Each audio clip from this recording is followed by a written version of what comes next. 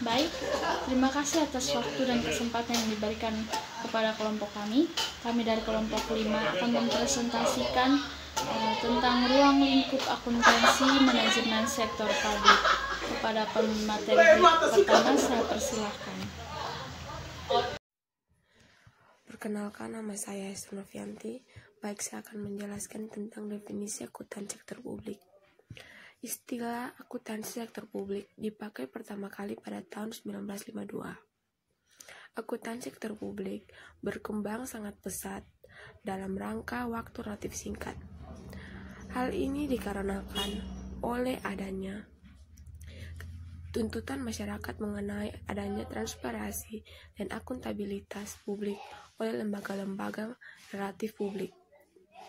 Akuntansi sektor publik awalnya adalah aktivitas yang tervariasi dari profesi yang lebih kecil yang saat ini sedang menuju proses untuk menjadi disiplin ilmu yang lebih dibutuhkan dan substansial keberadaannya.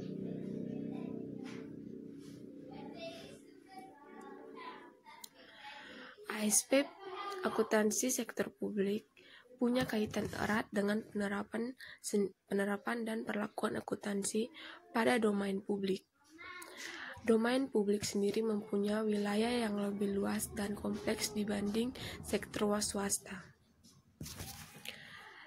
Sektor publik memiliki macam-macam pengertian, tergantung dari mana sudut pandangnya. Secara sudut pandang ekonomi, sektor publik merupakan suatu entitas yang aktivitasnya berhubungan dengan usaha untuk menghasilkan dan pelayanan publik dalam rangka memenuhi kebutuhan dan hak publik.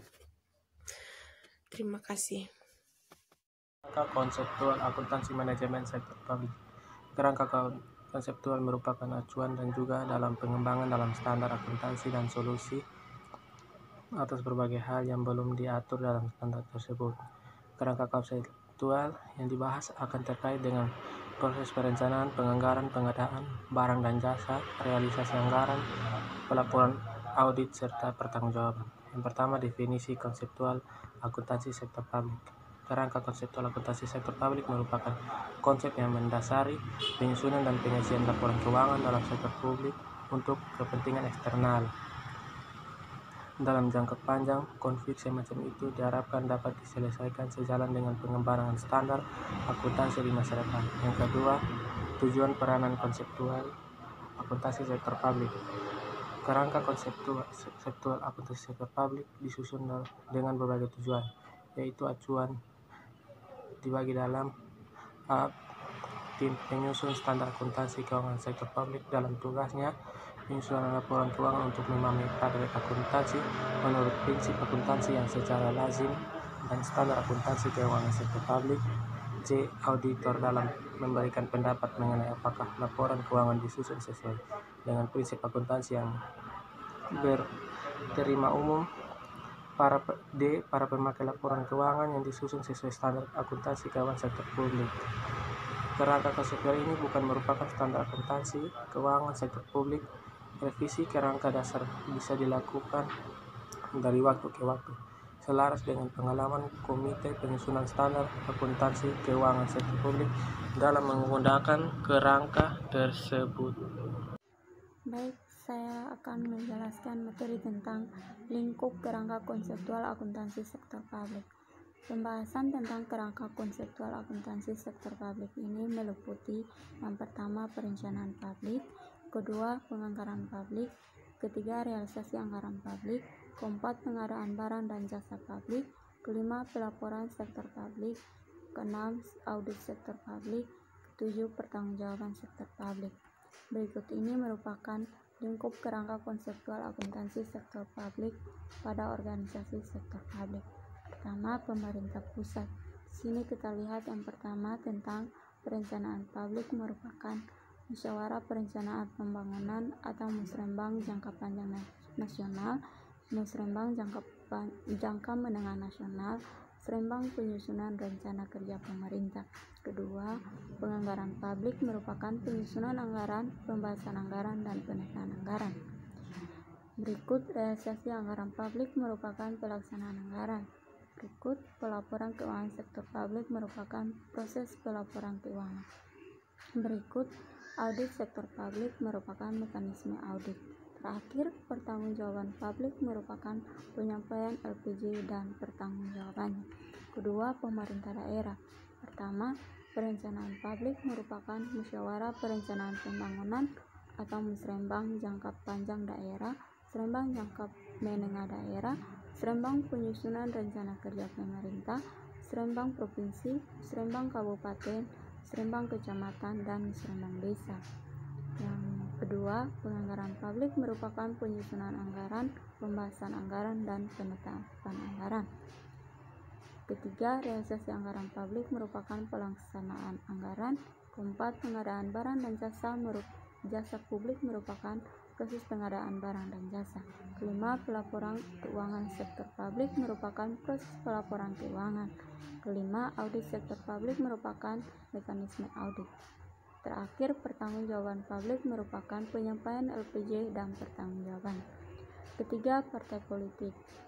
Yang pertama, perencanaan publik merupakan musyawarah kerja tingkat pusat, musyawarah kerja wilayah, musyawarah kerja daerah, musyawarah kerja cabang, dan musyawarah kerja ranting. Yang kedua, penganggaran publik merupakan penyusunan anggaran, pembahasan anggaran, dan penyelesaian anggaran. Ketiga, pengadaan barang dan jasa publik merupakan proses pengadaan barang dan jasa. Keempat, penganggaran publik merupakan penyusunan anggaran, pembahasan anggaran, dan penetapan anggaran. Yang berikut, realisasi anggaran publik merupakan pelaksanaan anggaran. Berikut, pelaporan keuangan sektor publik merupakan proses pelaporan keuangan. Berikut, audit sektor publik merupakan mekanisme audit. Terakhir, pertanggungjawaban publik merupakan penyampaian LPJ dan pertanggungjawabannya. Yang keempat, LSM. Yang pertama, perencanaan publik merupakan rapat kerja untuk menyusun perencanaan LSM. Kedua, perencanaan publik merupakan penyusunan anggaran, pembahasan anggaran, dan penataan anggaran. Yang ketiga, realisasi anggaran publik merupakan pelaksanaan anggaran. Keempat, pengadaan barang dan jasa publik merupakan proses pengadaan barang dan jasa. Keempat, pelaporan keuangan sektor publik merupakan proses pelaporan keuangan. Kelima, audit sektor publik merupakan mekanisme audit. Yang terakhir, pertanggungjawaban publik merupakan penyampaian LPJ dan pertanggungjawaban. Yang kelima, yayasan atau tempat peribadatan. Yang pertama, perencanaan publik merupakan rapat kerja untuk menyusun perencanaan yayasan atau organisasi tempat peribadatan. Yang kedua, penganggaran publik merupakan penyusunan anggaran, pembahasan anggaran, dan penetapan anggaran. Ketiga, realisasi anggaran publik merupakan pelaksanaan anggaran. Keempat, pengadaan barang dan jasa publik merupakan proses pengadaan barang dan jasa. Yang berikut, pelaporan keuangan sektor publik merupakan proses pelaporan keuangan. Berikut, audit sektor publik merupakan mekanisme audit. Dan terakhir, pertanggungjawaban publik merupakan penyampaian LPJ dan pertanggungjawabannya. Materi yang berikut tentang asumsi akuntansi sektor publik. Yang pertama, kebutuhan masyarakat. Yang kedua, alokasi sumber daya. Yang ketiga, ketaatan hukum atau peraturan. Keempat, dasar akrual. Untuk mencapai tujuannya, basis pelaporan keuangan sektor publik adalah dasar akrual, di mana pengaruh transaksi dan peristiwa lain diakui pada saat kejadian dan bukan pada saat kas atau setara kas diterima atau dibayar, dan dicatat dalam catatan akuntansi serta dilaporkan dalam laporan keuangan pada periode yang bersangkutan. Dasar akrual telah menjadi aturan yang harus dilaksanakan. Hal ini dilakukan dengan mengaplikasikannya dalam proses organisasi publik sehingga tujuan organisasi dapat tercapai.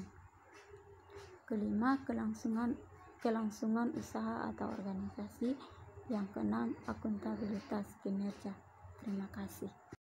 Baik, terima kasih. Saya atas nama Ineputri Mapaji akan membahas tentang 5 implementasi karakteristik kualitatif akuntansi sektor publik. Karakteristik kualitatif adalah ciri-ciri khusus dari sebuah mutu jika diimplementasikan pada akuntansi sektor publik.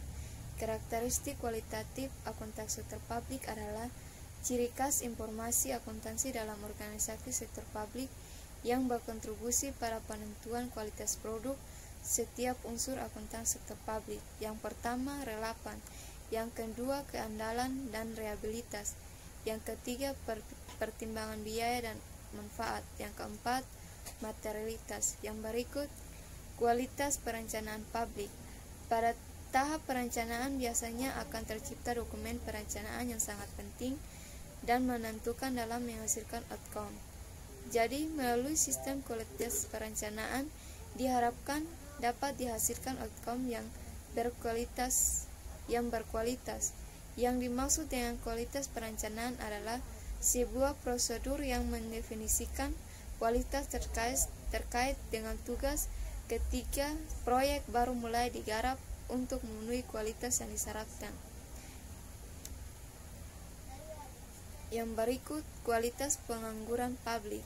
Salah satu permasalahan utama dalam penyusunan kualitas anggaran adalah pemikiran manajemen yang tidak mempunyai nilai tambahan bagi kualitas organisasi. Manajemen tidak mempertimbangkan permasalahan organisasi yang ada jika tidak ada kualitas anggaran. Penyelenggaran kegiatan organisasi yang menjadi kewenangan organisasi dari atas beban anggaran pendapatan dan belanja organisasi.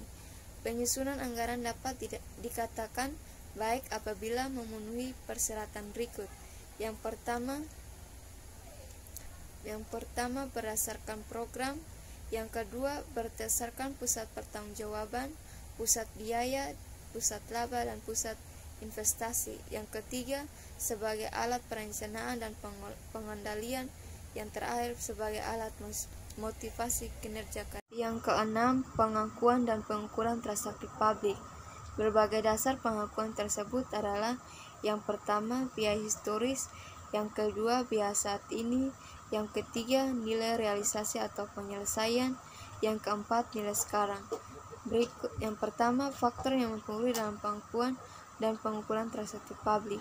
Yang pertama, probabilitas manfaat ekonomi masa depan; yang kedua, keandalan pengukuran; yang ketiga, aktiva; yang keempat, kewajiban; yang kelima, ekuitas; yang keenam, pendapatan; yang ketujuh, biaya. Terima kasih. Baik, perkenalkan nama saya Rio Adhika Mengijo. Saya akan melanjutkan presentasi tentang Pondasi Akuntansi Manajemen Sektor Publik. Tujuan utama akuntansi manajemen sektor publik adalah menyediakan informasi akuntansi yang akan digunakan oleh manajer publik dalam melakukan fungsi perencanaan dan pengendalian organisasi. Informasi akuntansi diberikan sebagai alat atau sarana untuk membantu manajer menjalankan fungsi-fungsi manajemen sehingga tujuan organisasi dapat tercapai. Fondasi akuntansi manajemen sektor publik ada 4, yaitu 1. Organisasi, struktur, dan sistem. 2. Perilaku, aspek, aksi, dan kecenderungan. 3. Akuntansi aspek teknis dan strategis. 4. Psikologi, aspek emosional dan mental. Baik, demikian presentasi saya. Selanjutnya akan dilanjutkan oleh teman saya. Terima kasih. Baik, perkenalkan nama saya Jacqueline Makore. Saya akan menjelaskan tentang peranan teknologi dalam akuntansi sektor publik. Kita tahu bahwa pada saat ini perkembangan teknologi informasi berkembang sangat pesat, memberikan banyak kemudahan pada berbagai aspek kegiatan bisnis. Peranan teknologi juga dalam berbagai aspek kegiatan bisnis dapat dipahami karena sebagai sebuah teknologi yang menitik beratkan pada pengaturan sistem informasi dengan penggunaan komputer.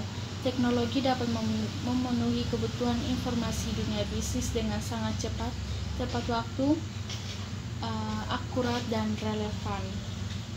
Penerapan teknologi informasi bagi suatu perusahaan menjadi dasar bagi semua perusahaan di dunia, terutama dalam menjalankan segala aspek aktivitas organisasi. Penggunaan teknologi informasi bagi perusahaan ditentukan dengan berbagai faktor. Salah satu diantaranya adalah karakteristik penggunaan teknologi informasi, penerapan teknologi informasi. Penerapan teknologi informasi tidak hanya pada sektor bisnis tetapi pada sektor publik, khususnya dalam memberikan pelayanan kepada masyarakat yang membutuhkan. Sebagai contoh yaitu yang pertama, dalam pembuatan surat tanda penduduk atau KTP, kartu tanda penduduk maksud saya, KTP, kemudian surat izin mengemudi, SIM, dan maupun informasi profil daerah.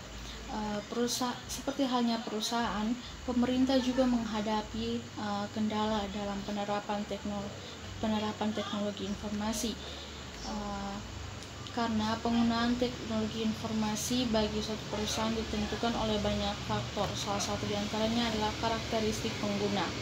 Teknologi informasi juga dipengaruhi oleh banyak faktor, salah satunya adalah aspek perilaku. Perilaku dapat ditunjukkan dengan belum siapnya pemerintah daerah dalam mengadopsi teknologi informasi dalam meningkatkan pelayanan kepada masyarakat serta mengedepankan transparansi dan akuntabilitas. Berikutnya saya akan menjelaskan tentang persepsi. Yang pertama, persepsi manfaat. Kita tahu bahwa pemanfaatan sebagai suatu sistem tingkatan di mana seseorang percaya bahwa penggunaan suatu subjek tertentu akan dapat meningkatkan prestasi kerja orang tersebut. Berdasarkan definisi di atas, dapat diartikan bahwa kemanfaatan dari penggunaan komputer dapat meningkatkan kinerja seseorang, prestasi kerja orang yang menggunakannya. Pemanfaatan teknologi informasi ini juga memberikan beberapa dimensi tentang kemanfaatan teknologi informasi. Kemanfaatan dapat dibagi ke dalam dua kategori, yaitu yang pertama kemanfaatan dengan estimasi satu faktor dan kemanfaatan dengan estimasi dua faktor. Kemanfaatan dengan estimasi satu faktor meliputi beberapa dimensi, yaitu yang pertama menjadikan pekerjaan lebih mudah, yang kedua bermanfaat, yang ketiga menambah produktivitas, yang keempat meningkatkan efektivitas, dan yang kelima mengembangkan kinerja pekerjaan. Kemanfaatan dengan estimasi dua faktor dibagi menjadi dua kategori lagi, yaitu kemanfaatan dan efektivitas. Kemanfaatan sendiri meliputi dimensi-dimensi, yaitu yang pertama menjadikan pekerjaan lebih mudah, yang kedua bermanfaat, dan yang ketiga menambah produktivitas. Kemudian efektivitas juga meliputi beberapa dimensi, yaitu yang pertama mempertinggi efektivitas, yang kedua mengembangkan kinerja pekerjaan.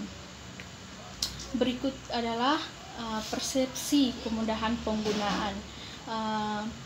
Kemudahan penggunaan sebagai suatu tingkatan di mana seseorang percaya bahwa komputer dapat dengan mudah dipahami. Intensitas penggunaan dan interaksi antara pengguna dengan sistem juga dapat menunjukkan kemudahan penggunaan. Sistem yang lebih sering digunakan menunjukkan bahwa sistem tersebut lebih dikenal, lebih mudah dioperasikan, dan lebih mudah digunakan oleh penggunanya.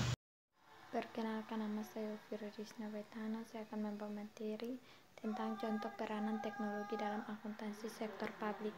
Peranan teknologi informasi dalam membantu proses akuntansi dalam perusahaan atau organisasi telah lama berlangsung. Alasan utama penggunaan IT dalam akuntansi ialah efisiensi, penghematan waktu, dan biaya. Alasan lain termasuk peningkatan efektivitas, mencapai hasil output laporan keuangan dengan benar. Alasan lain yaitu ditambah dengan perlindungan atas aset perusahaan. Contoh software akuntansi. Software akuntansi adalah salah satu bentuk aplikasi akuntansi yang dihasilkan oleh kecanggihan teknologi untuk membantu para pengusaha mendapatkan laporan terkini mengenai kondisi keuangan perusahaan.